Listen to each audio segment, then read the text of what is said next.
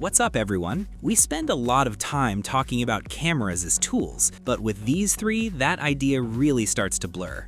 The Sony RX1R III, the Fujifilm GFX100RF, and the Leica Q3 all live in a space where photography becomes personal again. They're fixed-lens cameras, yet they're carrying flagship-level sensors. Honestly, we don't buy these because we need them. We buy them because we enjoy the way they make us slow down, look closer, and think more carefully about light and framing. So today, we want to talk about how these cameras feel in real use and how those specs actually translate into daily shooting. Let's get started.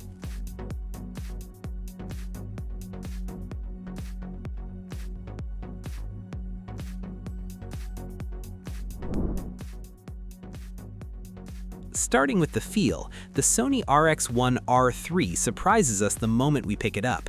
It feels almost unreal that a full-frame sensor lives inside something this small. In the hand, it's light, tight, and feels very modern. The grip is minimal, but it balances well, which makes it easy to carry all day without getting tired. On the other hand, the Leica Q3 takes a totally different approach. It feels dense and deliberate, more weight, more metal, and more presence. When we lift it, we notice the lens and the way everything feels machined rather than just assembled. It reminds us that this camera expects a certain level of patience. Then there's the Fujifilm GFX100RF. This one feels serious before we even turn it on. It's larger, wider, and definitely isn't trying to be pocket-friendly. The build feels solid and confident, signaling right away that this is meant for slower, more intentional work. Here, Sony is using a 61-megapixel full-frame BSI CMOS, and interestingly, Leica's Q3 models sit right next to it with 60 megapixels. On paper, that puts them in the same resolution class, and in real use, that shows up as very similar detail levels. However, Fujifilm changes the conversation. With a 102-megapixel medium-format sensor, it's offering way more than just more pixels. We're talking more tonal depth. Plus, it records 16-bit RAW files, while Sony and Leica stay at 14-bit. That extra data might not jump out on a phone screen, but it becomes very clear during heavy color work or when making large prints.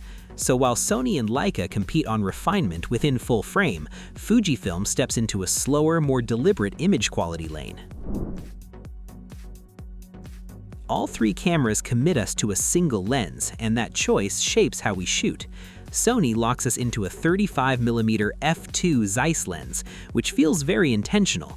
It's a classic focal length that works naturally for street, travel, and everyday scenes. Sony also adds digital crop modes up to 2x, and importantly, the camera shows a true cropped preview, so framing feels confident rather than abstract.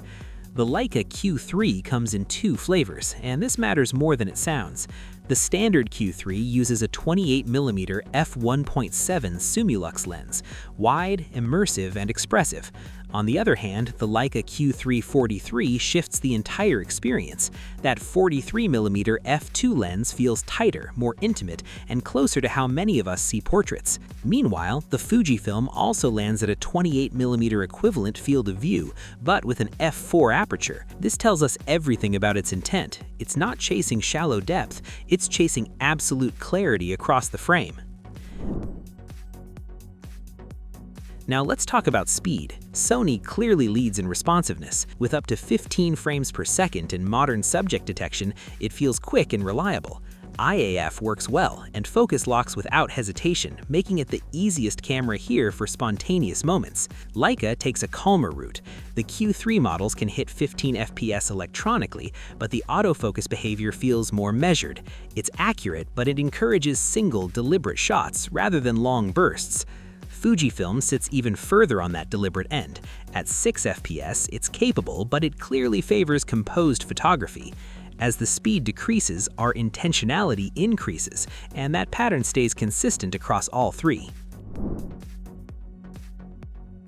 How we see the image often defines how much we trust it. Sony uses a 5.76 million dot OLED EVF that's sharp and responsive, but the rear screen stays fixed, which limits us at low angles. Leica offers one of the most balanced setups. The EVF is crisp, and that tilting touchscreen adds real value for street and travel work. Fujifilm pushes things even further with a high magnification EVF and a tilting screen that feels essential for such high-resolution files. When we zoom in to check focus, that clarity reassures us the detail is truly there. Here, things get technical. Sony clearly leans into hybrid shooters, recording 8K up to 30p in 10-bit and supporting S-Log.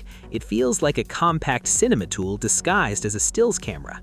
Leica also surprises us here. The Q3 models shoot 8K internally and even offer ProRes 422 HQ in Full HD. However, thermal behavior reminds us that video is a strong secondary feature rather than the main focus.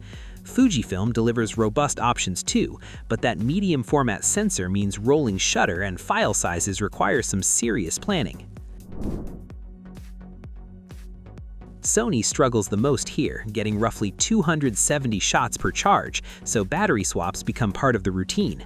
Leica improves things with around 350 shots per charge, which feels manageable. Fujifilm stands out with over 800 shots per charge. That endurance fits its slower style perfectly. Sony's menus feel familiar and practical, keeping file transfers quick. Leica keeps everything intentionally minimal, encouraging focus and restraint rather than constant tweaking.